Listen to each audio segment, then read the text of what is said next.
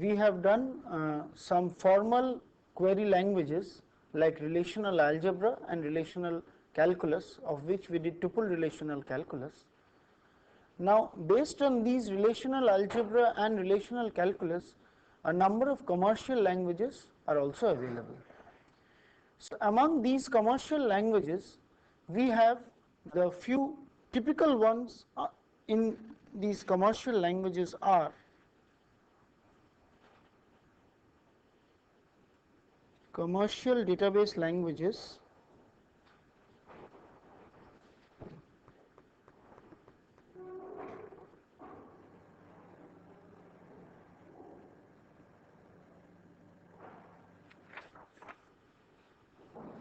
one which is well known as the structured query language SQL. This is based on both relational algebra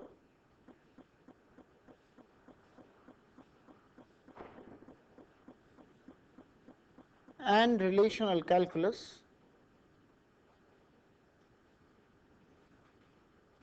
and uses a combination of relational algebra and relational calculus. We have got Quell, which is based on tuple relational calculus,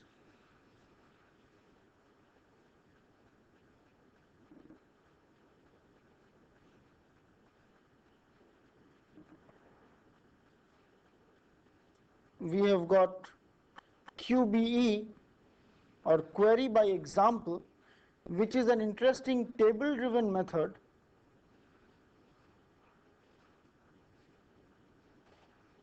table driven language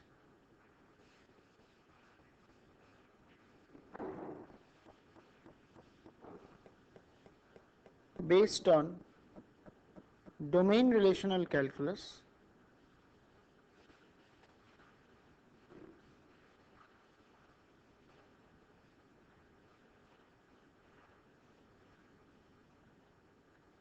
etc. There are a number of such languages. Some of them are based on pure relational algebra also. Now, these languages are not meant only for expressing queries. They are complete languages in the sense that they allow for data definition. So, they have a DDL. They will give you a data manipulation language or a query processing language. They will also give you mechanisms for expression of integrity constraints. They will give you mechanisms for expression of access rights, authorization, views, etc. So, among these query languages, today we will see the one which is possibly the most popular of these query languages, namely the language SQL. And typically what we will do is we will study query processing using SQL. That is, we are not going to be very much greatly interested in today's lecture into how to define the database and how to express the integrity constraints, etc. Those we will come to later after we understand how we express queries in a relational language, in a relational database using the language SQL.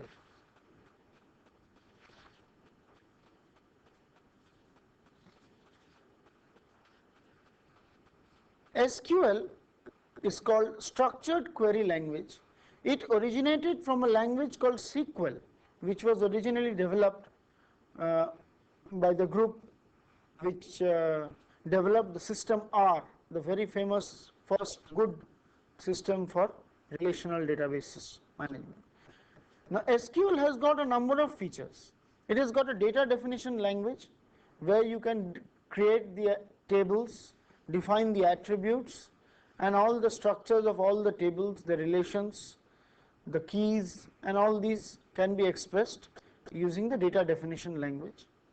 You've got the query language or the interactive data manipulation language. This is the query language, and we shall see this today.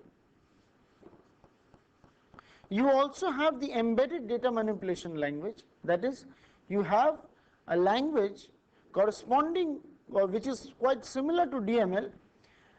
Given a certain format, you can embed these queries or these SQL statements in standard languages like C, Fortran, Pascal, etc., and compile it.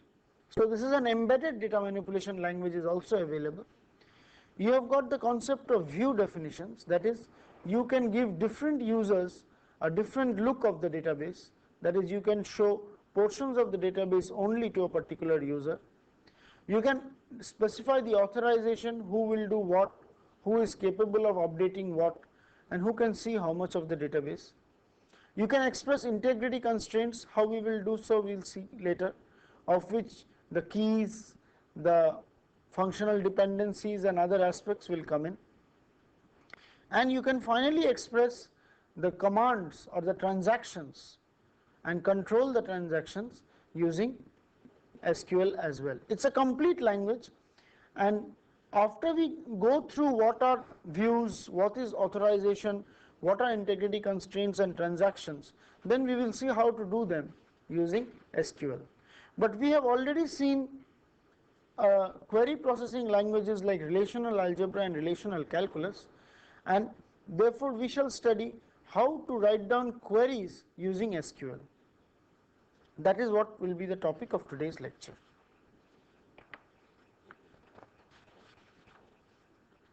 So today's lecture will be query processing using SQL.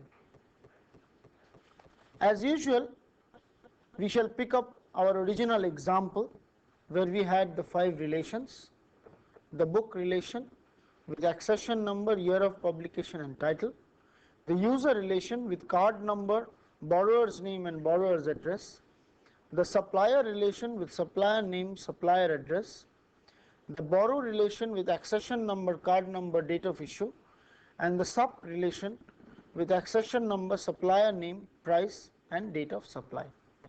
So this is the example we will continue with.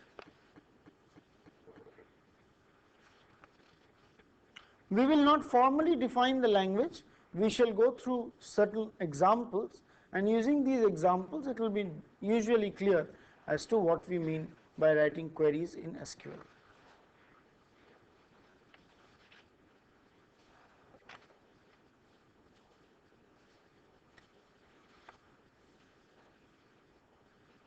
Any query in SQL is of the following type: select A1, A2, A3, A4 up to AN from R1, R2 up to Rm, where P.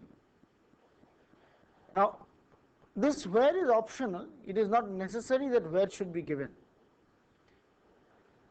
Now this select is different from the normal select operation of relational algebra, so I will explain what this select from and where means.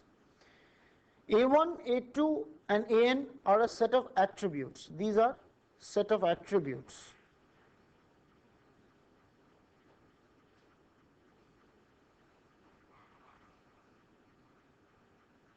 These are R1, R2, Rm, these are set of relations.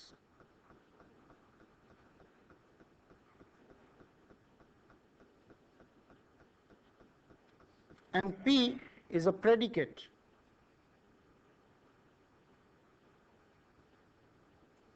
Which returns true or false.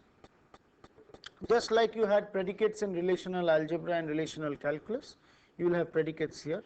These will be relations and these will be set of attributes. Now this, in relational algebra, this expression means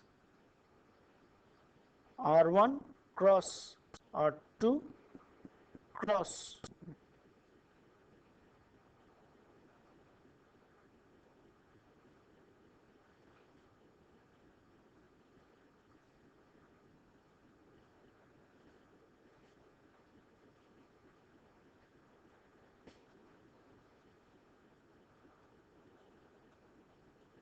this is the equivalent relational algebra expression for this SQL statement.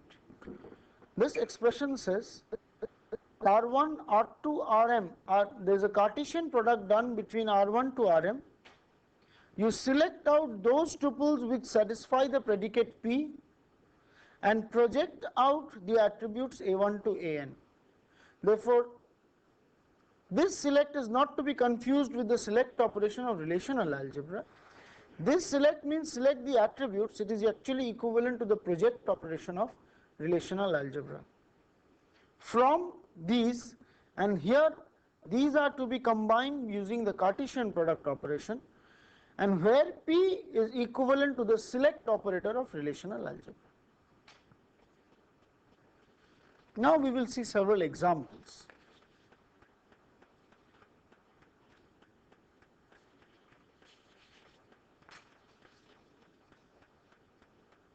The first example is select title from book.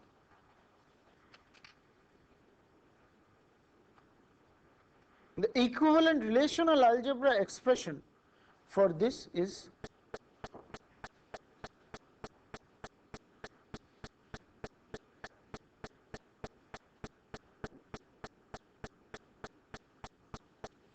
this means that you will project out all the titles from book.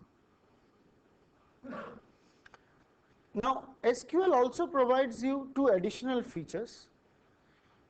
By default, you may have a default setting in which only the distinct titles will come out. If you want all the titles to come out in spite of duplicates, all right, then you will write down select all title from book.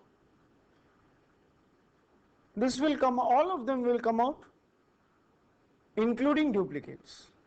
Now if your default includes duplicates, then what, if you want only non-duplicate elements to come out, then you will write down select distinct title from book.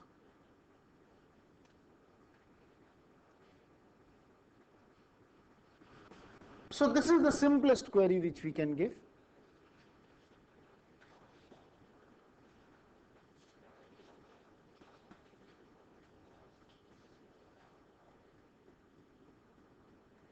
Now let us see the one where we use the where clause. In this example, we say select accession number from book where title equal to compiler design. The equivalent query in relational algebra will be book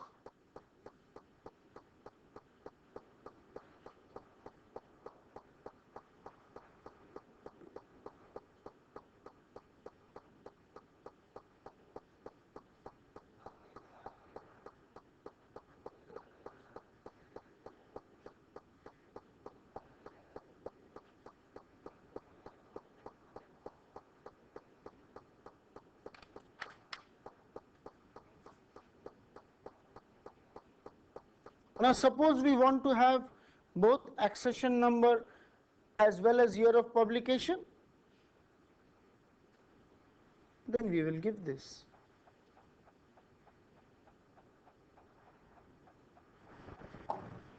So this will give me the accession number, year of publication of the book whose title is equal to compiler design.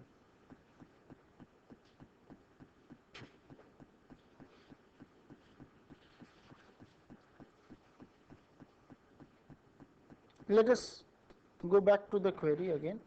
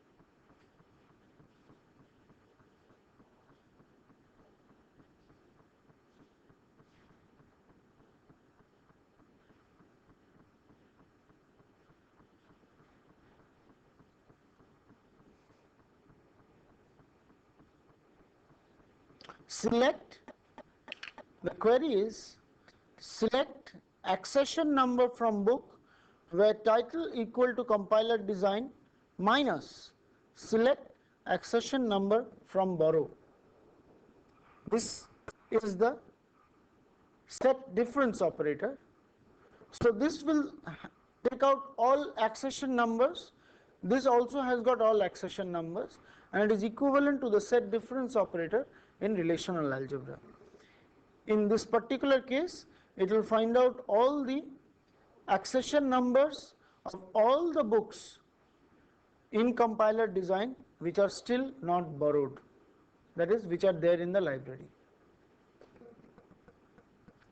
Other than this minus, you also have the union operation and the intersection operation available.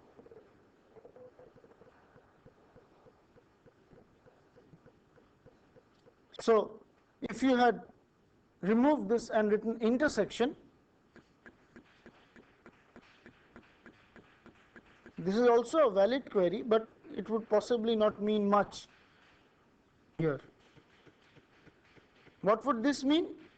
This would actually be equivalent to saying select those books which have been borrowed and whose title is compiler design. If I had removed this minus with an intersection, then it would mean select accession number book where title equal to compiler design intersection, select accession number from borrow. This would give us the accession number of all the books which have been borrowed and whose title is compiler design. You can also put in the union operation. The intersection is the set intersection operation, it is not the AND operation. In set, it is the intersection operation. AND is an operation which is available for true and false, Boolean expressions. Now let us see how we will do the natural join. Since it provides you only Cartesian product, you have to explicitly do the natural join. Let us see this example. Select card number from book borrow, two relations where book dot accession number equal to borrow dot accession number. This is equivalent to the relational algebra expression book cross borrow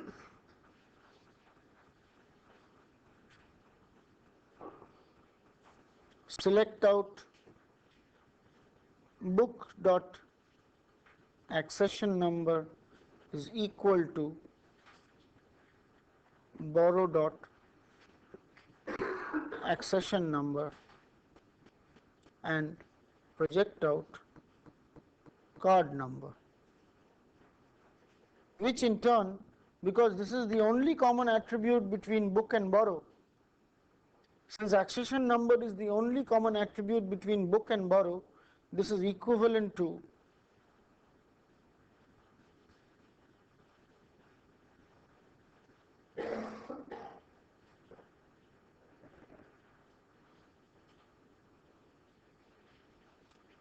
so select out card number from book comma borrow such that book dot accession number equal to borrow dot accession number. Now we are in a position to write some queries.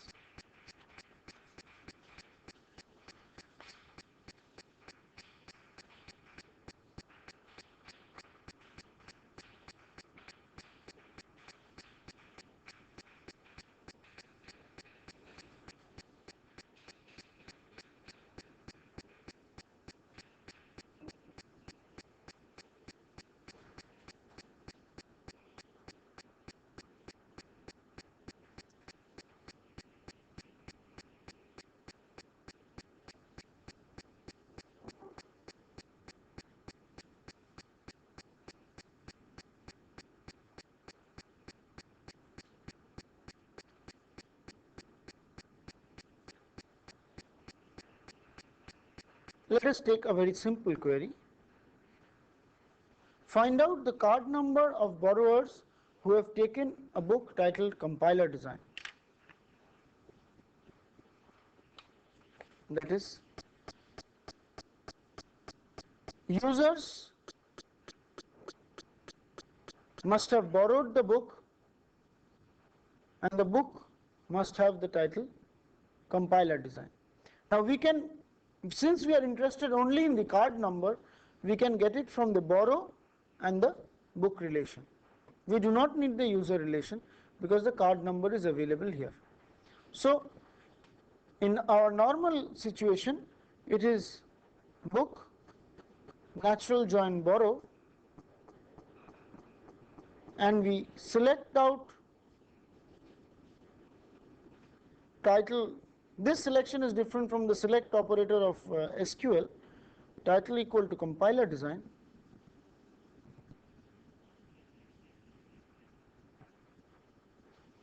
And we want the card number. This is the relational algebra expression. And let us see how we will do it in SQL. In SQL, we require the card number from book and borrow. So we will have to write, say, select. What do we want out? We want the card number out. So we want the card number out from what? From book, comma borrow. Now since this does a Cartesian product, we not only have to write where title is equal to compiler design,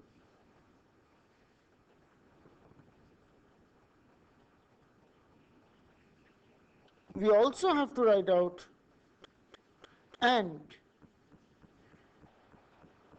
book dot accession number is equal to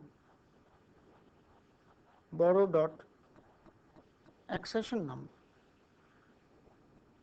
because this does a Cartesian product, and to take out the equivalent of a natural join, we have to make sure that the common attributes are the same.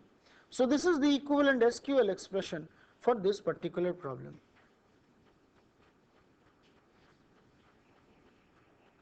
Select out the card number from book, comma borrow.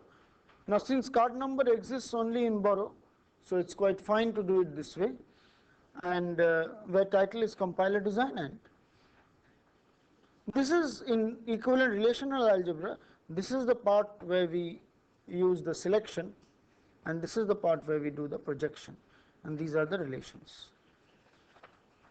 This is not the only way to write out this particular problem. Let us have a look at another one which solves this problem in the same way and uses another construct of SQL. Select card number from borrow where accession number is in. In means an element of. In means, in the set terminology, is an element of. It must be an element of some set. Now that set is formed here. Now where accession number is in, when you say, then this set must return only a set of accession numbers. Accession number is in where? Select accession number from book where title equal to compiler design.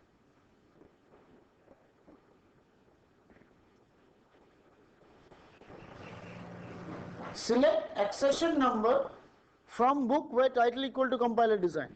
So in this part of the query,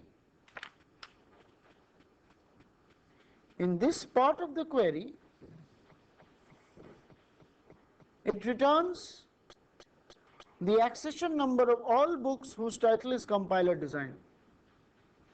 And this part of the query selects out those card numbers from borrow such that the accession number must be in this set. So based on this, we can write out this query. In this case, if accession number is given both sides, do we have to specify on the same like borrow dot accession number or No, here there is, when I write down accession number, the scope of this accession number is in this borrow relation only. And when I write down this accession number from book, the scope is here. Therefore, for this accession number, you don't have to write down book dot accession number. Only whenever there is a confusion. For example, if I had written down book comma borrow and accession number, then I would have the confusion of which accession number to take. There I would have to specify. Otherwise, the scope rules, this query is in sense bracketed here, therefore this accession number will be related to this book and this accession number will be related to this card number. This query can be written in other ways as well. I will not discuss all the ways to write down this query, but using the union, intersection and minus operations,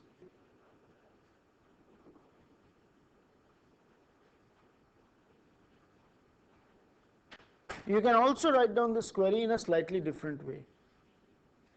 So a query can be written out in many ways, and this is one interesting construct which is available, the set element construct. You also have the set subset construct as well. We will see that later on, but you have the set element construct which can be used to write down several interesting queries.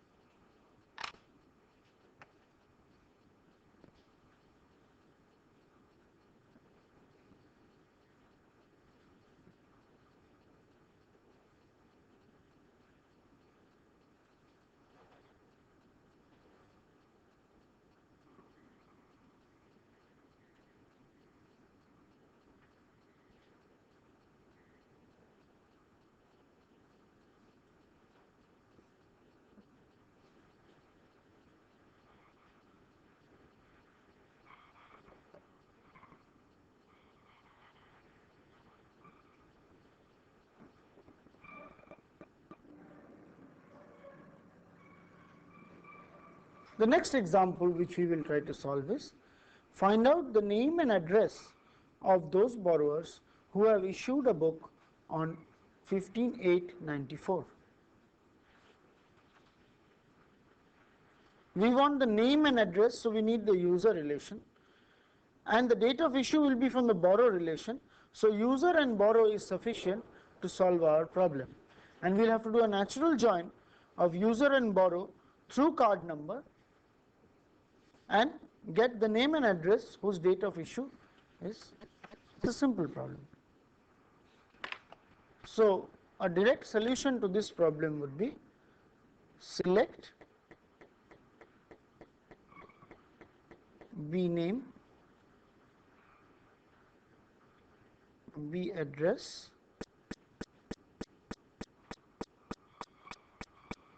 from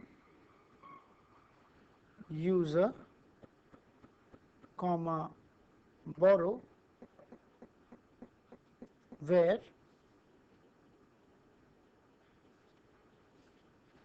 user dot card number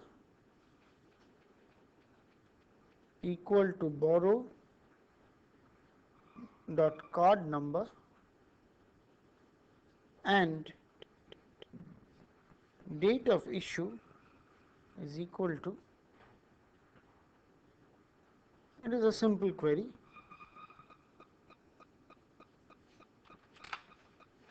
select borrower name address from user and borrow where user card number equal to this and date of issue is equal to this. We can use some other ideas of variables to reduce, to prevent us from repeatedly writing out this borrower dot card number equal to borrow dot card number and user dot card number. And using these variables, we can make the queries a bit simpler. That is, we can replace these by variables. That is, the same query can be written out in the following way.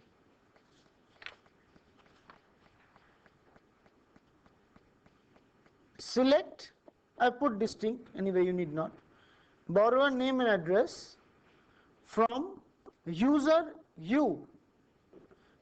User, the name user will now have the variable u, borrow will have the tuple variable t, where is similar to rename or a variable, use of a variable, where u dot card number is equal to t dot card number and date of issue is 15/8/94. So we have just renamed this u and t, and we are using these names now for our query. Distinct was not required in the last. I'll just put in distinct, in most cases, in some, why we use distinct. In some of them by default, it is select all. The default usually is select all. And therefore, if you want only the set of distinct names and addresses to come out. Now, if a person has two addresses, then two will come out even in distinct. Same name and two addresses. If there are, for a person, if there is one name with two addresses, then two will come out here, even in distinct. But in many cases, the default is all. There you will have to explicitly write distinct. Then the question is, what is the use of having all? That we will come to later on, where we require to count the number of tuples which come up. We need to add the tuples which come up. We need to find averages and all that. That time we will require the all to be more explicit. Otherwise, all is not very useful directly if we are just answering pure queries. The variables u and t, is it only for this or it will be continued for next? The variables u and t will be within the scope of this whole expression. Okay. Now we will see examples where it may go, where, see, suppose you have got a query like this.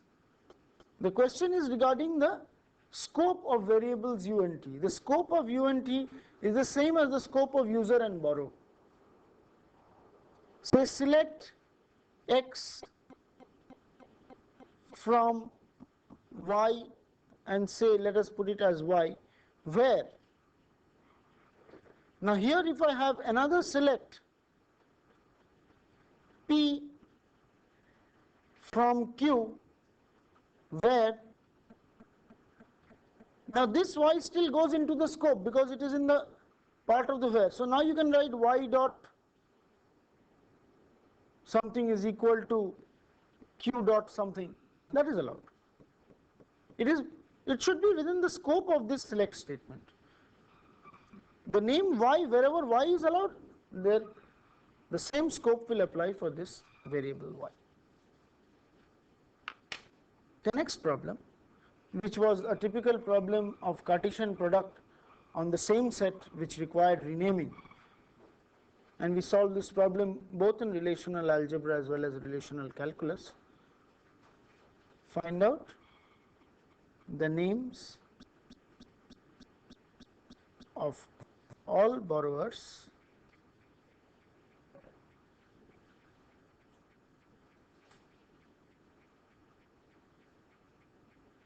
who have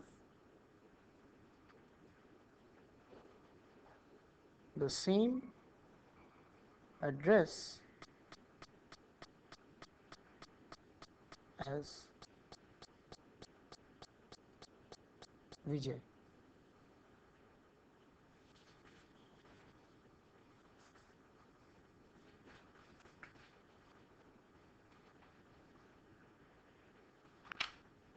This will require that on the user relation, the name and address are available on the user relation, and we have to do a Cartesian product on the user relation, rename at least one of them. That is what we did in relational algebra. We renamed one of them. So if you use that idea directly, then you will have select what we will select out somebody's name,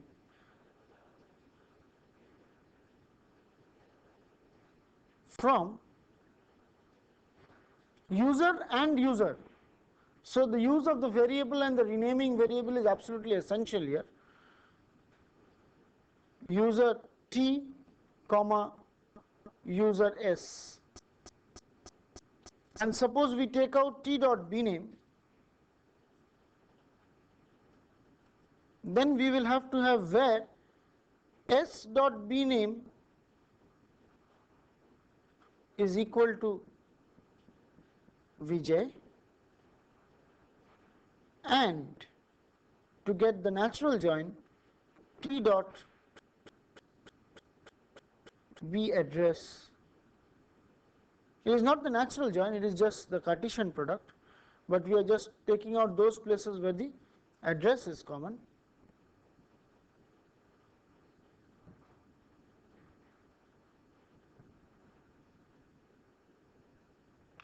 So the query finally becomes select T dot B name from user T and user S, where S dot B name is equal to Vijay and T dot B address is equal to S dot B address.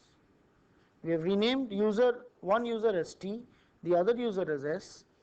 We have done those places where the addresses are same in the Cartesian product, and where one of the names is Vijay, then we have selected out the other name.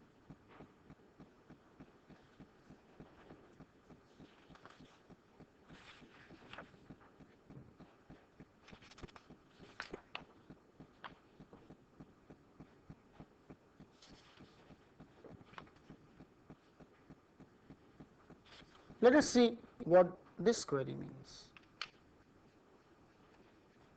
It's an interesting query.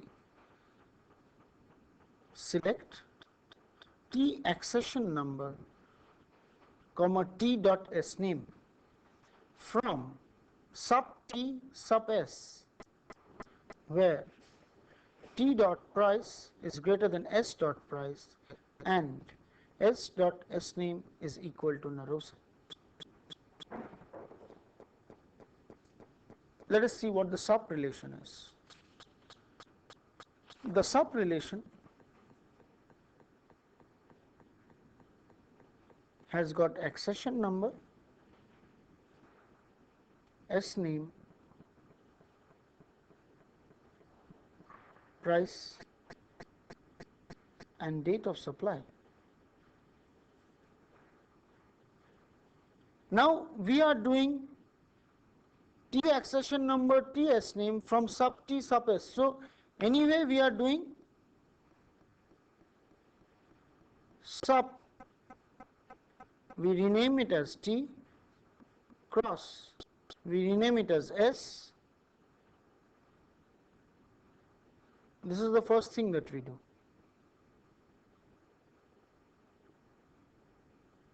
And then we select out where S dot S name equal to Narosa and we select out where S dot price is less than T dot price,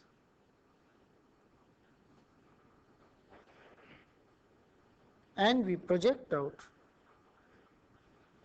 T dot accession number and T dot S name.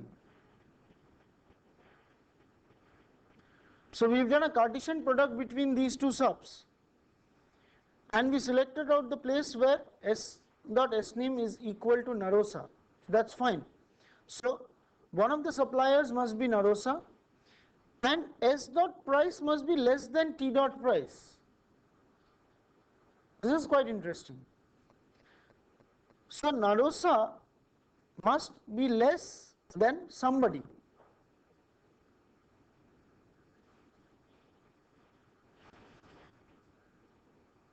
That is, there must be somebody whose price, who has supplied a book whose price is greater than that supplied by Narosa. Now it is not greater than all the books supplied by Narosa. Even in one place where S dot S name is Narosa and this price is less than T dot price, that person's name will come out.